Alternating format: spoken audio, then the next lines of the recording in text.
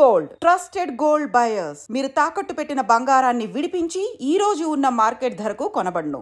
Sir మీ call మొక్తా దండం పెడతా మాకు న్యాయం చెయ్యండి అని అంటూ వీళ్ళు ఎవరైతే ఏడుస్తున్నారో పాపం వాళ్ళ కొడుకు ఆర్ వాళ్ళకు సంబంధించిన మనమడ అనుకోండి లేకపోతే బాబు చదువుకోవడానికని హాస్టల్లో ఉన్నటువంటి ఆ బాబు ఇప్పుడు అర్ధాంతరంగా చనిపోయాడు.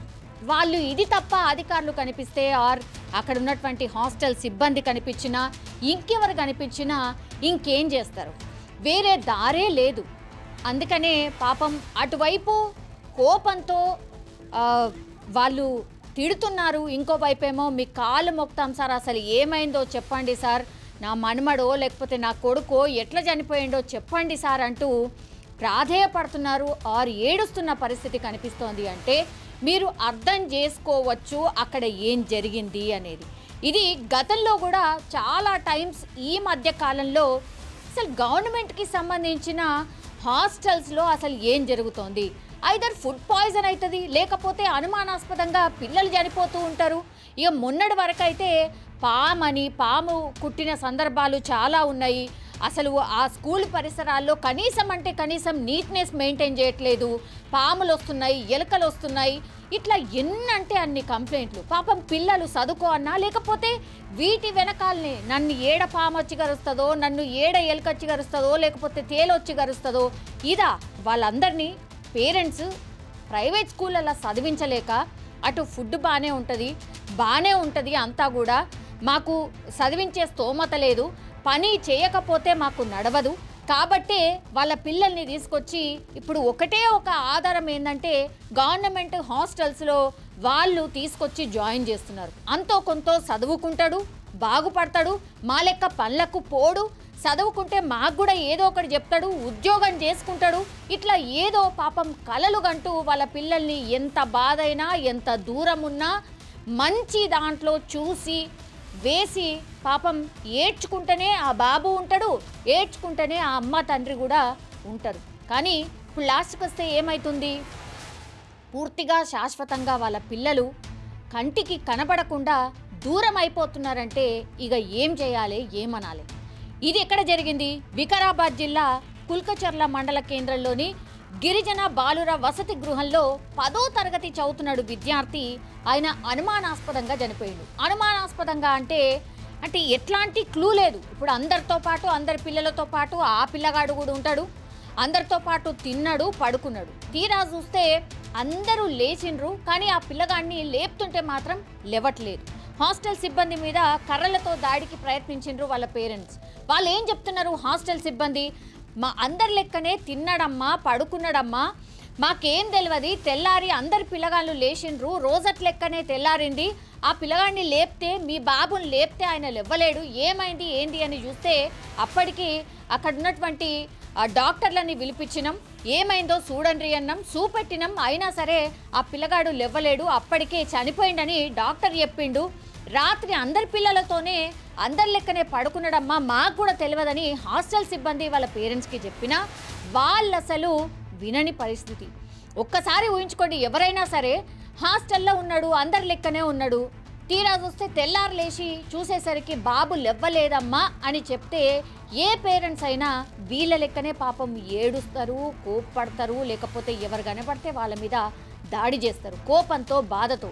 ఇప్పుడు ఆ హాస్టల్లో చేర్పించింది ఎందుకు, నా కొడుకు కొంత బాగుపడతాడు, కొంత చదువుకుంటాడు, ఆరు వాళ్ళ మనమడో ఎవరో వాళ్ళకి సంబంధించిన వాళ్ళే మనం చూడొచ్చు ఈ వీడియోలు. అలా నాన్ననైతే వాళ్ళ కొడుకు అంటే చనిపోయినటువంటి దాన్ని చూడ్డానికి కూడా ఇష్టపడట్లేదు. ఆయన రా చూద్దువు నీ కొడుకుని చివరి చూపుగా చూద్దువు అంటే కూడా ఆయన రానటువంటి సిచ్యువేషన్, ఏడుస్తున్నటువంటి పరిస్థితి. మిగతా వాళ్ళందరూ కూడా ఏం చేయాలి? ఇప్పుడు హాస్టల్ దగ్గరికి వచ్చేసరికి ఉలుకు పలుకు లేకుండా బిడ్డ చచ్చిపోయిండు అని చెప్తే ఎవరికైనా మరి ఎట్లుంటుంది మీరు ఒకసారి ఊహించుకోండి. కనబడ్డ వాళ్ళందరి కార్లు మొక్కుతున్నారు, ఏమైందో మాకు న్యాయం చేయండి సార్, అసలు మా పిల్లగాడు ఎట్లా చచ్చిపోయిండో చెప్పండి సార్ అంటూ వాళ్ళు రోధిస్తున్న పరిస్థితి కనిపిస్తోంది.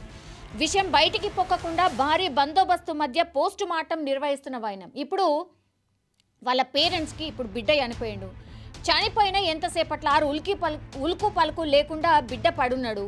కనీసం అంటే కనీసం పేరెంట్స్కి ఇన్ఫర్మేషన్ ఎప్పుడు ఇచ్చిండ్రు? ఇవ్వకుండా డైరెక్ట్గా అంటే పోస్ట్ మార్టం గవర్నమెంట్కి సంబంధించిన పోస్ట్ మార్టం చేసేటటువంటి హాస్పిటల్కి తరలించిండ్రు అని వీళ్ళు వాదిస్తున్నారు. హాస్పిటల్కి తీసుకుపోయి బిడ్డ శవాన్ని అక్కడ బయట మేము చూసుకున్నాం తప్పించి హాస్టల్లో ఉన్నప్పుడు మాకెందుకు ఇన్ఫర్మేషన్ ఇవ్వలేదు, అక్కడ ఏం జరిగింది, మా బిడ్డ ఎట్లా చనిపోయిండు అని వాళ్ళ పేరెంట్స్ అడుగుతున్నారు. అందులో న్యాయం ఉంది. నిజంగానే ఒకవేళ పేరెంట్స్కి హాస్పిటల్కి తీసుకుపోయి పోస్ట్ మార్టం చేయడానికి తీసుకుపోయే వరకు కూడా ఈ ఇన్ఫర్మేషన్ చెప్పకపోతే మరి ఏం జరిగింది హాస్టల్లో? పోనీ ఆ హాస్టల్లో మరి మిగతా పిల్లగాళ్ళు ఉంటారు కదా, వాళ్ళతోనన్నా మాట్లాడిచ్చిండ్రా ఈ పేరెంట్స్ని? తీరా చూసి వాళ్ళని తీసుకొచ్చి ఇప్పుడు గవర్నమెంట్ హాస్పిటల్ దగ్గర పోస్ట్ మార్టం కోసమని ఆ బిడ్డని తీసుకొచ్చి ఆ స్ట్రెచర్ మీద పడుకోబెట్టిన పరిస్థితి. వాళ్ళు ఏమైపోవాలా, ఎట్లుంటుంది ఆ బాధ ఒక్కసారి ఊహించుకోండి. అందుకనే అక్కడ చాలామంది అంటే గిరిజనకు సంబంధించిన బాలుర హాస్టల్ కాబట్టి గిరిజన తండాల్లో ఉంటారు. పాపం వాళ్ళు పొలం పనిలో లేకపోతే కూలీ పనులకు పోతే కానీ వాళ్ళకు పూట గడవదు. ఎన్నో అడవిలో దూరంగా ఉంటారు కాబట్టి వాళ్ళ పిల్లలు మంచిగా చదువుకుంటారు, బాగుపడతారని ఇట్లా బాలుర వసతి గృహాలు అని చెప్పి గవర్నమెంట్ కూడా ఒక మంచి ఇనిషియేషన్ తీసుకొని ఏర్పాటైతే చేసింది. కానీ పర్యవేక్షణ కావచ్చు లేకపోతే హాస్టల్లో ఎట్లుంటున్నారు పిల్లగాడు కావచ్చు, ప్రతి ఒక్క పిల్లగాడు ఇప్పుడు హాస్టల్లో ఉన్నటువంటి వార్డెన్ కావచ్చు సిబ్బంది కావచ్చు ప్రతి పిల్లగాడు కూడా మీరు పేరెంట్స్ వాళ్ళందరికీ కూడా అట్లనే కదా మీకు అప్పచెప్పిపోతారు. పిల్లగాడిని హాస్టల్లో జాయిన్ చేసేటప్పుడు కూడా వాళ్ళ పేరెంట్స్ ఏం చెప్తారు, నువ్వే నాయనవు, నువ్వే అమ్మవు, నువ్వే మా బిడ్డను చూసుకోవాలా, మంచిగా చూసుకోవాలా సారు అని చెప్పి పాపం ఏడ్చుకుంటూనే పోతారు. లాస్ట్కి వస్తే ఇప్పుడు ఏమైపోయింది, అలా బిడ్డని ఇప్పుడు శవం లెక్క వాళ్ళ చేతిలో పెడితే వాళ్ళు ఏమైపోవాలి మరి? ఇది గతంలో కూడా మొన్న కూడా మనం చూసాం, ఒక 2 ఇన్సిడెంట్స్ ఇట్లనే జరిగినాయి. ఇప్పుడు ఓ అతిపెద్ద క్వశ్చన్ ఏమొస్తుంది, ఇట్లా ప్రభుత్వ హాస్టల్లో ఏం జరుగుతోంది, అసలు విద్యాశాఖలో ఏం జరుగుతోంది, ఇట్లాంటి క్వశ్చన్స్ డెఫినెట్లీ అడుగుతూ ఉంటారు. గతంలో సీఎం రేవంత్ కూడా ఒక సభలో మాట్లాడుతూ విద్యాశాఖను నా దగ్గరనే పెట్టుకున్నా, ఎందుకంటే ఆ శాఖ మీద పూర్తిగా సమీక్ష నాదే ఉండాలి, ఆ విద్యాశాఖను పూర్తిగా ప్రక్షాళన చేయాల్సిన అవసరం ఉంది, విద్యార్థులకు సంబంధించి చాలా విషయాలు ఇంకా కూడా మొత్తంగా కూడా దాన్ని సెటరైట్ చేయాల్సిన అవసరం ఉంది కాబట్టి నేను ఎవరికి కూడా ఈ శాఖను ఇవ్వాలి అని చెప్పారు. చాలా బాగుంది సార్ రేవంత్ గారు, చాలా బాగుంది. కానీ ఇట్లా బిడ్డలు చచ్చిపోతున్నారు, మరి దాని మీద యాక్షన్ ఏంది సార్? తూతూ మంత్రంగా ఇప్పుడు వెళ్ళి వాళ్ళ తల్లిదండ్రులను ఎవరినో పరామర్శించి వస్తారు. ఆ తర్వాత ఏంటిది? ఇట్లా ఇంకెంతమంది చనిపోవాలని విద్యార్థి సంఘాలు కావచ్చు లేకపోతే మేధావులందరూ కూడా క్వశ్చన్ చేస్తున్న పరిస్థితి కనిపిస్తోంది. సో ఇది అంత లైట్గా తీసుకోవాల్సిన విషయం అయితే డెఫినెట్లీ కాదు. రాష్ట్ర సర్కార్ ఎంత త్వరగా అయితే అంత త్వరగా విద్యాశాఖకు సంబంధించిన ప్రక్షాళన అతి తొందరగా చేయాల్సిన అవసరం ఉంది. గ్రౌండ్ లెవెల్లో ఏం జరుగుతుందో తెలుసుకోవాల్సిన అవసరం కనిపిస్తోంది. బిడ్డలు ఇట్లా ఎందుకు చనిపోతున్నారు, అనుమానాస్పదంగా చనిపోతున్నారు, అయినా సరే పేరెంట్స్కి అసలు తెలవకుండా హాస్పిటల్కి తీసుకుపోయి అక్కడ ఏం జరగనట్టుగా ఎందుకని అట్లా చేసే ప్రయత్నం చేస్తున్నారు. పోలీస్ బందోబస్తు మధ్య ఆ విద్యార్థిని పోస్ట్ మార్టం చేస్తున్నారు. ఎందుకట్లా, ఎందుకు ఇట్లా ఇంత దాపరికం ఎందుకు? ఇప్పుడు ప్రభుత్వంలో డెఫినెట్లీ ఏదన్నా ఇట్లాంటి జరిగినప్పుడు ప్రభుత్వాన్ని ప్రశ్నిస్తారు. అక్కడ లోపాలు ఏమున్నాయో అవి సరి చేసుకొని ముందుకు వెళ్ళాలి. కానీ బుల్డోజ్ చేసి పోలీస్ బందోబస్తు పెట్టి అక్కడ ఏ హడావిడి ఆందోళన జరగకుండా అక్కడికక్కడే దాన్ని ఏదో చేసేయాలి అనే ప్రయత్నం చేయడం మాత్రం ఎంత మరకు కరెక్ట్ అనేది కూడా చాలామంది క్వశ్చన్ చేస్తున్న పరిస్థితి కనిపిస్తోంది. కానీ నిజంగానే అత్యంత బాధాకరమైనటువంటి విషయం. ఓ బాబు 10వ తరగతి చదువుతున్నాడు పాపం. అట్లాంటి బాబు మరి ఎందుకు చనిపోయాడో ఏంటో తెలీదు.